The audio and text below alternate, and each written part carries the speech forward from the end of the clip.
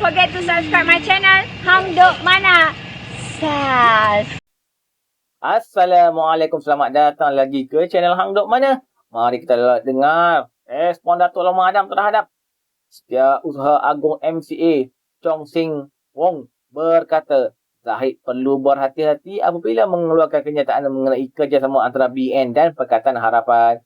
Perlu diingatkan bahawa sebagai pengurusi BN, beliau haruslah menjaga kepentingan dan mengutamakan parti-parti kepada BN, bukannya mengutamakan PS, terutamanya DAP.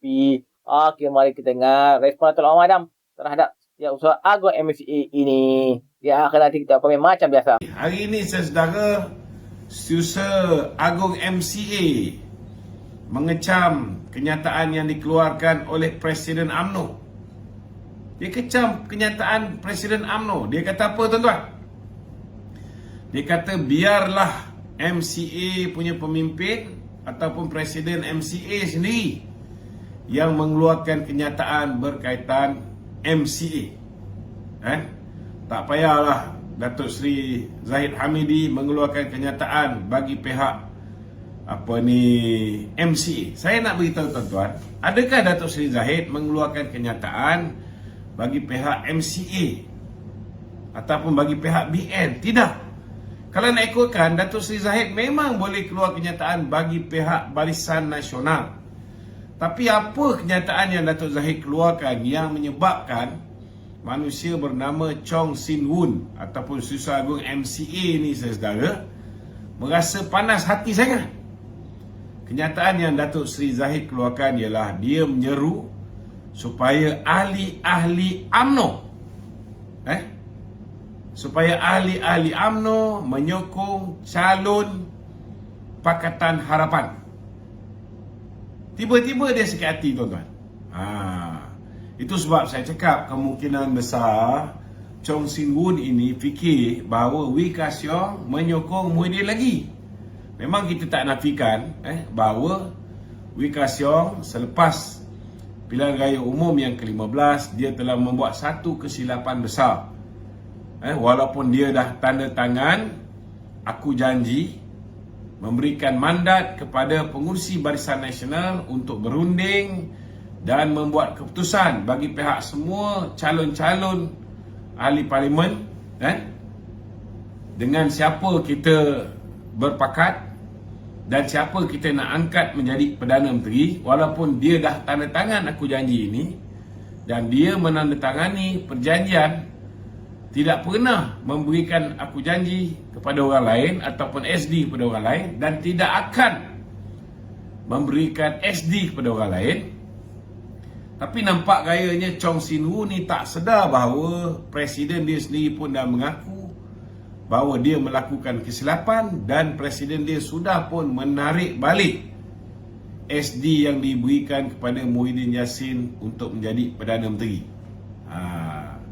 Kalau dia tak tarik balik, dengan kursi air hitam pun kita Setiausaha Agung BN boleh isytiharkan kosong, kerana dia telah melanggar aku janji yang telah pun ditandatangani sebelum bertanding sebagai calon Barisan Nasional. Jadi sebenarnya Chong Sin Woon ni seolah-olah macam blur bahawa Presiden MCA baru-baru ini bukan hanya dia dalam Konvensyen Barisan Nasional mencadangkan supaya ahli-ahli MCA melupakan sengketa lama, malah dia berpantun. Pantun dia berbunyi, tuan-tuan. Saya ingat ending dia. Dia kata, dulu lawan, sekarang kawan. Maknanya, tuan-tuan, MCA pun dah suruh Chong Sin Woon dan rakan-rakan sekutu dia untuk berkawanlah dengan DAP, berkawan dengan Pakatan Harapan. Dulu kita kawan, sekarang kita dulu kita lawan, sekarang kita kawan. Tetapi heran kenapa Setiausaha Agung MCA ini tidak mampu untuk menghidupkan aspirasi Presiden dia. Presiden suruh berkawan, dia nak cari lawan. Bukan setakat itu, tuan-tuan. Mungkin Chong Sin Woon lupa ketika Datuk Seri Anwar Ibrahim nak diangkat menjadi Perdana Menteri, kan? Setelah akhirnya dia menarik balik SD yang diberikan kepada Muhyiddin Yassin, Datuk Seri Zahid, tuan-tuan, mewakili 30 orang MP telah menyatakan sokongan kepada Datuk Seri Anwar sebagai Perdana Menteri, dan Datuk Seri Anwar telah mengarahkan supaya undi percaya dibuat ke atas diri beliau sebagai Perdana Menteri, supaya tidak ada lagi orang kata cukup jumlah ni, tuan-tuan. Orang duk cakap ada cukup jumlah padahal dia tak ada cukup jumlah. Jadi saudara, saya nak beritahu tuan-tuan, bila Datuk Seri Anwar buat undi percaya, 2 orang ahli parlimen daripada MCA, iaitu Wee Ka Siong dan juga Wee Jack Sing, kedua-dua Wee ini telah menyatakan sokongan terhadap Datuk Seri Anwar sebagai Perdana Menteri. Dan baru-baru ini Wee Ka Siong, walaupun sebelum ini beliau mengeluarkan kenyataan seolah-olah macam pembangkang je sepanjang masa, membangkang pasal harga tiket, membangkang pasal itu, membangkang pasal ini, tak apalah. Persoalan dia dalam perhimpunan ataupun konvensyen kerajaan perpaduan, Konvensyen Kerajaan Perpaduan, saudara, saya nak beritahu Datuk Seri Wee Ka Siong telah menyatakan sokongan terhadap kerajaan di bawah pimpinan Datuk Seri Anwar Ibrahim, iaitu Kerajaan Perpaduan yang hari ini lebih dikenali sebagai Kerajaan Madani. Jadi, adakah Chong Si Woon marah sangat Datuk Seri Zahid menyeru? Ini bukan dia seru BN pun. Kalau nak ikutkan, dia boleh seru BN. Dia seru ahli UMNO untuk menyokong calon daripada Pakatan Harapan. Sebab di Semenanjung ni lebih kurang 2 parti utama. Pertama, Pakatan Harapan yang akan bertanding atas tiket Harapan, dan yang kedua, Barisan Nasional, UMNO dan kawan-kawan yang lain akan bertanding atas tiket Barisan Nasional. Malah di Kelantan dan Terengganu kemungkinan besar kawan-kawan Pakatan Harapan pun akan bertanding atas tiket Barisan Nasional. Jadi tuan-tuan, apa salahnya Datuk Zahid? Apa salahnya Datuk Zahid nak menyeru ahli dia sendiri untuk menyokong calon Pakatan Harapan? Tak ada masalah.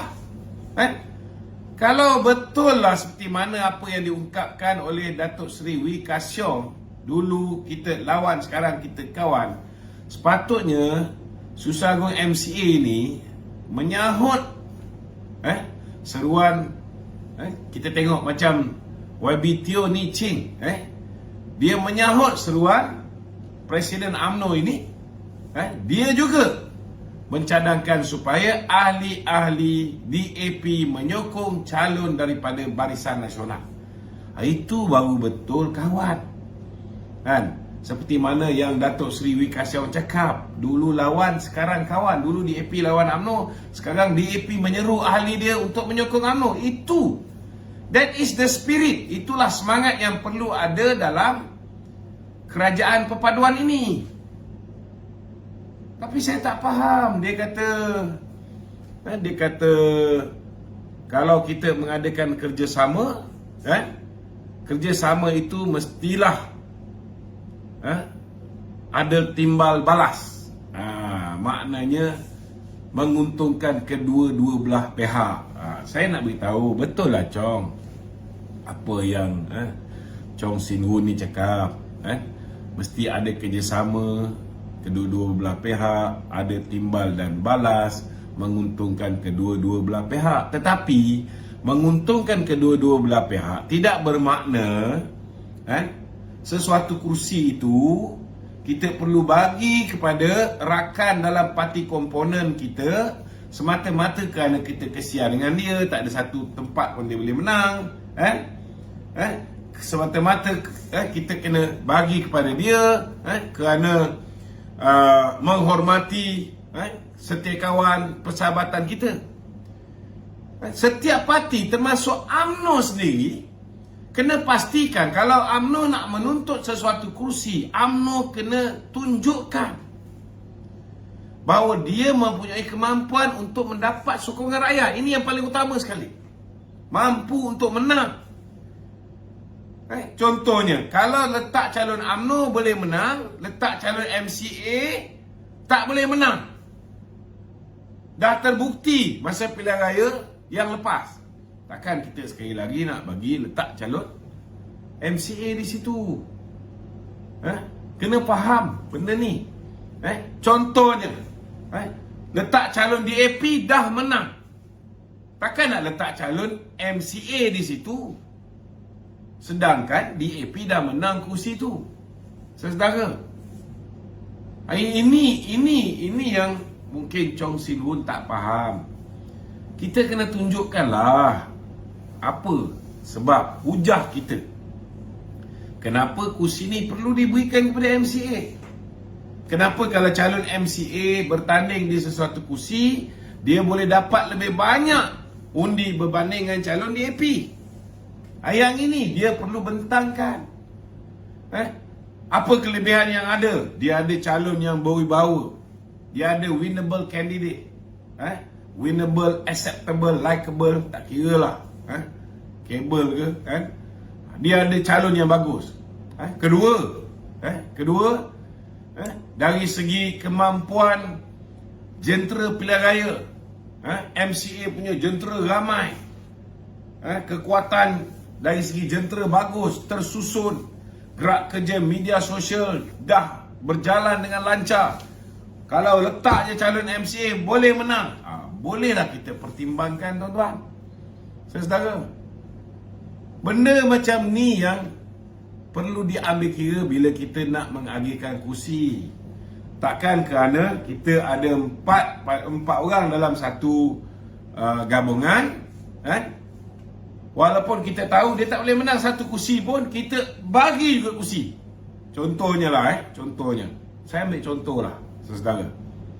Pilihan raya 2018, UMNO ada 122 kursi. Pilihan raya 2018, gerakan bertanding bersama-sama dengan MCA, bersama-sama dengan MIC, bersama-sama dengan UMNO dan 14 parti komponen lain. Tuan-tuan, UMNO hanya bertanding 122 kursi. Tahun 2022, gerakan dah tak ada. Sepatutnya kursi gerakan ini, tuan-tuan, kalau ada kursi itu kawasan Melayu, jumlah kursi yang UMNO bertanding patut meningkat. Kalau dulu 122, patut jadi 125 ke 130 ke. Tetapi bukan setakat tak meningkat, ada ekstra kursi untuk diagihkan di kalangan parti komponen Barisan Nasional yang hanya tinggal 4. Daripada 14 tinggal 4. Tetapi yang peliknya, tuan-tuan, walaupun ada kursi tambahan untuk diagihkan di kalangan 4 parti berbanding 14 parti tahun 2018, jumlah kursi yang BN yang UMNO bertanding tinggal 114 kursi saja, tuan-tuan. Maknanya apa? Maknanya kursi yang dulu UMNO bertanding pun UMNO bagi kat rakan-rakan parti komponen. Tetapi apa hasilnya? Apa hasilnya? Hasilnya, tuan-tuan, MCA hanya menang di kerusi Air Hitam dan juga di kerusi Tanjung Piai di kawasan Melayu saja. Yang ini yang sepatutnya Chong Sin Hun fikirkan. Patutnya hari ini Chong Sin Hun selaku Setiausaha Agung MCA perlu memikirkan bagaimana di kawasan-kawasan tertentu jumlah keahlian MCA lebih ramai daripada jumlah undi yang diperolehi oleh MCA di kawasan tersebut. Maknanya apa? Maknanya ada juga ahli MCA yang tak mengundi calon Barisan Nasional. Hari ini bukan setakat MCA kena fikir macam mana untuk pastikan kawan-kawan MCA boleh mengundi, kawan-kawan kita Pakatan Harapan malah kena pastikan juga kawan-kawan MCA boleh memastikan ahli-ahli dia mengundi calon BN itu sendiri. Sekarang mungkin tak ada masalah lah, sebab kalau tak BN Pakatan Harapan, takkanlah mereka nak mengundi Perikatan Nasional. Jadi saudara, kita tak ada masalah kalau Datuk Seri Wee Ka Siong ke ataupun pemimpin MCA nak bercakap bagi pihak MCA. Kita tak pernah halang.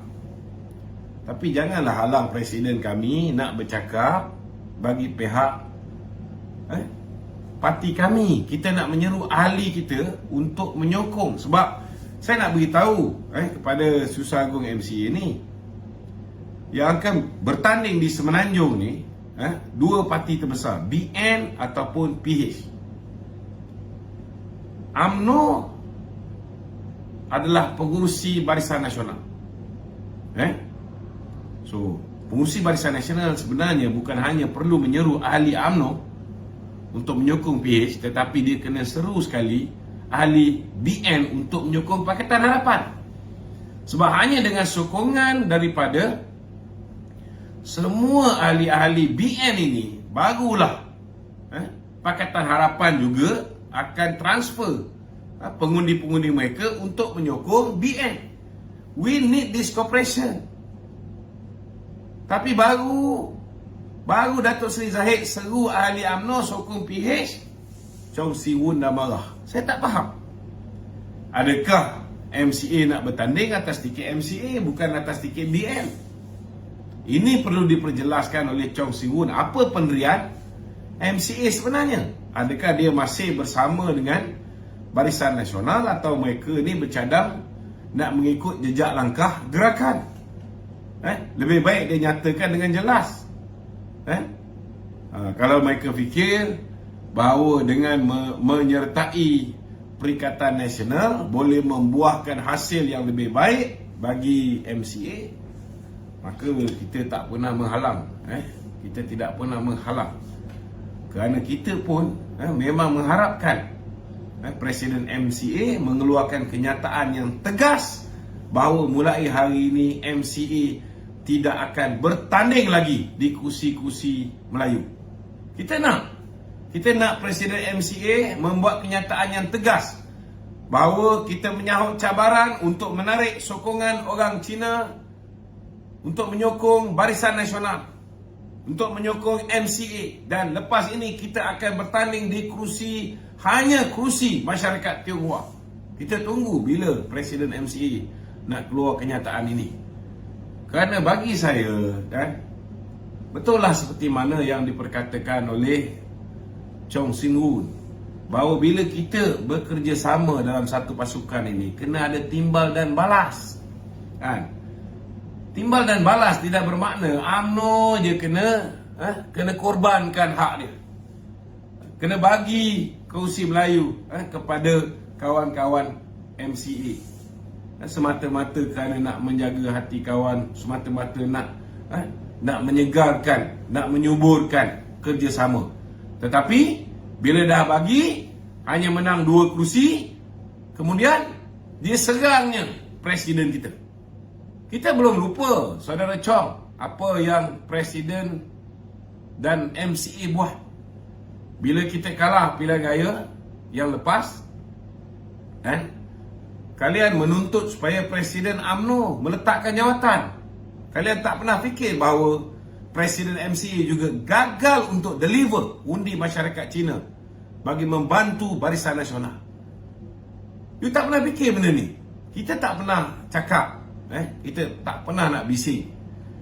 Tetapi bagi saya tindakan kamu cuba melakukan kudeta menggantikan pengurusi Barisan Nasional, itu adalah satu tindakan yang biadab, dan sehingga hari ini belum ada sebarang bentuk permohonan maaf dibuat oleh kepimpinan MCA. Okey tuan-tuan, komen saya lah. MCA ni kita pun semua tahu dia bertanding pun semua kat kawasan Melayu, bukan dia bertanding kat kawasan majoriti Cina. So sekarang ni sebelum ni pun kita orang semua tahu juga macam Lokman Adam cakap, dia menyokong PN. Cuma sekarang ni dia orang tak pergi lompat ke PN je, dia orang masih bertahan dekat dalam kerajaan perpaduan ni. So MCA ni kalau patutnya dia ni berbaik-baik lah, bekerjasama lah baik dengan Pakatan Harapan apa semua. Sebab sekarang semua dah ada kerajaan ni, sekarang jangan bertindak sebagai macam kita pun tahu sebelum ni kan, Because on the way macam dia attack kerajaan ni, isu tiket lah apalah. So kita tahu dia lebih berat pada pada PN, cuma dia malu lah kot nak pergi ke PN tu. Okay tuan-tuan, mari kita terus menyesorang kepada kajian perpaduan dan Mek Anwar Ibrahim. Assalamualaikum.